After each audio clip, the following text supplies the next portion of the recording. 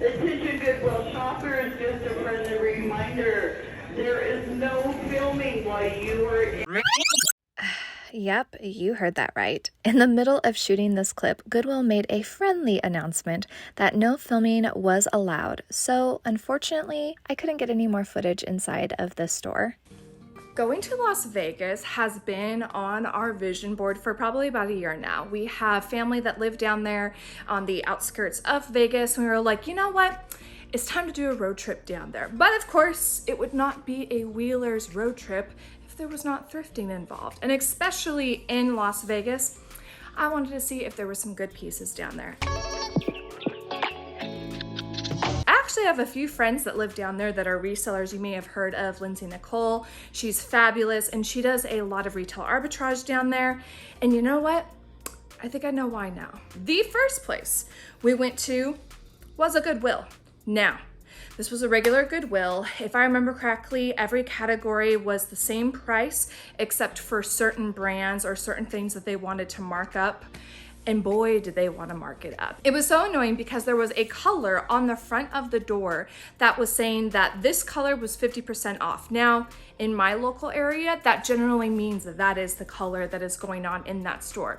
But apparently that was for one specific day, 2 weeks away from the day that we were shopping. So I was grabbing everything that was red, I think it was red, and got up to the front only to find out that none of it was 50% off. Needless to say, we walked out of that store empty-handed and slightly frustrated. So we ended up going across the street to a place called, I believe, Castaway Resale. And this place, that was a really awesome area. Similar to the Goodwill, every category was a specific price, but it was a much lower price, and they didn't mark up items that were new with tags. So you will see in the haul that I'm going to show you guys a couple new with tagged pieces. I was super happy about that. It was a pretty big store. They had half of it full of clothing and then half of general merchandise. My husband was taking a look at all the general merchandise, and as per usual, the kids were looking at the toys. But we were still tight for space, and so we were very mindful of that. However, like I said in my last video, if you didn't see that, I'm gonna link it here, but it was of our road trip down to Nevada. We went to Salt Lake City, and we talked about that we were gonna send boxes of inventory up if we were going to end up having a plethora of inventory. You will find at the end of this video what we ended up doing. Then after that, we went to the Goodwill bins. But first, let's show everything that we got, and then we can talk about the sourcing strategy that I feel like you need to have if you live in Las Vegas or if you're looking at going down there to shop for items. Let's get into the haul. So the first place, like I said, we went to that we actually bought stuff was at the Castaway Resale. So the first item I'm just gonna grab are these Zella leggings. I really loved the print of this one. It is a capri style, which tends to be a lot more popular this time of year, and also has a fun cutout at the bottom. These are a size small. And yes, it is called Castaway Resale. Next pair of leggings, you're gonna see a trend. I stuck around the pants area, go me. So the next one we have are Nikes. These are extra large. And again, another capri style. Actually these ones are even shorter than that one, probably more of like a knee length. It does have the swoosh right there. And then this size is, yeah, extra large, I've already said that. Whoops. And they're in really good condition too. Both of them feel like they haven't been washed that many times. Next item I got was a new with tags 535 super skinny Levi's. This is what they look like. They are obviously red, but I still thought these are great. We've been selling a lot more Levi's. These are a size 27, so I gave it a whirl. The MSRP on this one is $49.50, so I probably can sell them for like 25 bucks. Next pair of jeans is another Levi's. It's the 710 super skinny. Why are these all super skinny? It's weird. This is a size 26, and this does have the Levi's premium tag inside, which Karina was telling me one time that sometimes that means like the stitching inside is different, which typically means it's a higher end denim, but I'm not seeing it in this one. I don't know if that's always with that tag. I started talking about Levi's one day and she gave me a rundown. I was like, Lord, I wish I had your education on that. I want to know more about Levi's. Do you guys have education on Levi's? Let me know. Next, we have another Nike. Of course, it is a size small. I loved this print, a very cute print. These are a little more longer length than the other ones, but still Capri style. And they do have the pocket in the back. They do look a little more worn compared to those other ones, but again, these were really good prices. I wasn't mad at them. Next, we have a 7th Avenue suit collection, size 8. These were new tags, regularly $52.95. Honestly, I got these because I'm gonna probably send them to a consignment shop. They were in really great condition and the price was right. Next was a pair of shorts. This is Altered State, size 7. We're in that season. It is summertime. It is getting hotter. And this was just a really cute style. I've actually never found this brand in shorts before, so I'm excited to see how these are going to do. Lastly, from that shop, I found this Good American like biker shorts. Aren't these adorable? I was actually really excited when I saw these. You know, we find a Goldie in Salt Lake. We found a Good American in Vegas. I wasn't mad at it. This is what the tag looks like. And I'm actually gonna show all the tags really quick because I got a comment recently telling me I should and I keep forgetting. It's Altered State. Now we've got 7th Avenue. This is what the tag looks like. Here is this Levi. Let's show this Nike because this one was a little different. Okay, so that was everything that I got at that shop, and the person was super sweet, such a kind woman. Honestly, if I lived down in that area, I'd probably go to that store on a regular basis because they were so sweet. So here's what we got at the Goodwill outlet.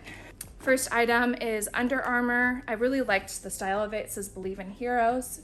It is red, and this is for the Wounded Warriors project. This is a size medium, and it's just Under Armour collab.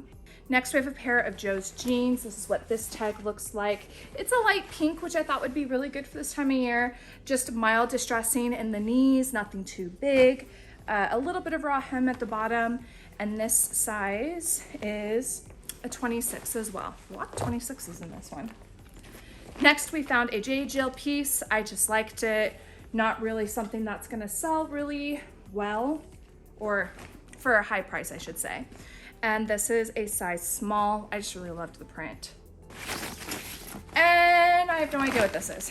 Knowing my husband, it's like a mat or something for camping. This is what it looks like. Let me see if I can find the brand really quick. Yeah, no, I got nothing. No, but I do see this where you put air in it. So knowing him, it's probably for us.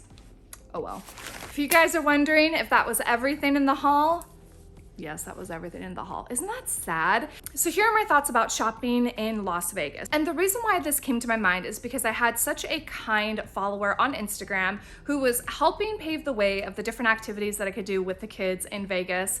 And right at the very end, she had helped me figure out where the outlet was and, you know, some other stores. She gave me kind of the lowdown on where to go. I wasn't able to go to nearly any of the places that she had said. I wish we had more time in Vegas, but we were truly spending time with our family, and that's what mattered. As we were leaving town, she's like, okay, Ashley, so you live in Oregon. You've shopped there, thrifted there. Now coming down to Vegas, what are your thoughts about sourcing down here? And my immediate response was, you cannot do it the same way I do it in Oregon. And that's the thing that I want you guys to understand is if you are someone who follows this channel and you love to see the items that we're picking up and you're like, man, I wish I could do that in my area, but I don't have an outlet or my outlet sucks.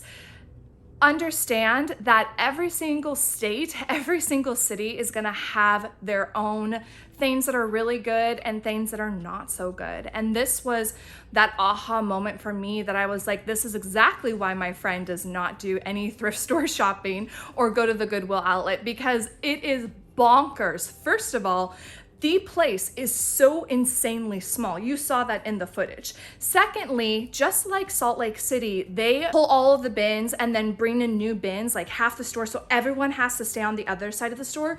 But what drove me crazy, to the point that I was like, we have to leave, was the workers who are chit-chatting with the other people who are buying there, the rudeness there was rudeness and people just sweeping and then chit-chatting with someone and then stopping for a second and having a conversation. I'm like, you do realize that we can't continue shopping until you complete your side and bring out more bins, and you're sitting here talking to people. Like, can you bring out some new bins already? There was such a wait in between trying to get new inventory in, and you've already gone through all the other bins, that people were like getting buckets, sitting on them and just watching the workers as they did their thing. That would never fly in Portland. I couldn't, like, I was so blown away. And then on top of that, you know, you're thinking it's Vegas, there's gonna be so many amazing brands down there. No. Maybe it was the day that we went, but you saw what I got compared to what we got at the Castaway resale. I truly think that you cannot source, and especially source large quantity, the same way that I would in Oregon. And I have to travel 3.5 hours to get to where I need to be able to have a cart full of inventory. So bear in mind, just like I've always said on this channel, pay attention to your analytics. What categories are selling well for you? What is that sweet spot? How much money do you need to make on a monthly basis, weekly basis, daily basis? Start to pay attention to that. How much time do you have to list? Okay, so if you have this much time to list and you need this much money, then every item you are listing needs to be able to be at what threshold? Start to look at those calculations, and obviously you're not gonna have any of this calculation except for maybe that golden number that you want to hit every month until you just get started. So just get comfortable with going into stores, looking at an item, thinking it has value, and then going to do the research online to see if it truly does have value. Continue to do that over and over again, and you're going to start to create your own data that you can start to look back at and go, okay, this is what I need to do more of. And this is precisely what I believe my friend who also lives in Vegas did. She took a look at her analytics. She said, hey, this stuff is more profitable going to Marshall's, TJ Maxx, and other places like that. That makes more sense for my time, for my listings, and for profitability. Even so much to the point that she used to formerly do liquidation, and now she's just gone to this model. Always understand that reselling can be a constant pivot, a constant journey. You can find new categories that you love selling. You can find new platforms that you love selling on. Everything is very fluid. The true fact behind it all is this business is always going to be profitable. You might just have to figure out where you need to go source next. So are you guys liking these like traveling to thrift videos? I am definitely having a wonderful time traveling with both my husband or my family all in one trip, and just checking out new treasures and getting my kids to explore both the inside of a thrift store and the outdoors. And we actually have, like I mentioned earlier, the Salt Lake City, but we also have an Idaho video where we took our kids to a buy-sell trade. We've even gone to Portland several times. So if you are enjoying these videos, I'm gonna put that playlist right here. And that's also gonna be the one that's at the end of this video, so that way you can continue watching our adventures. See you guys in my next video. Bye.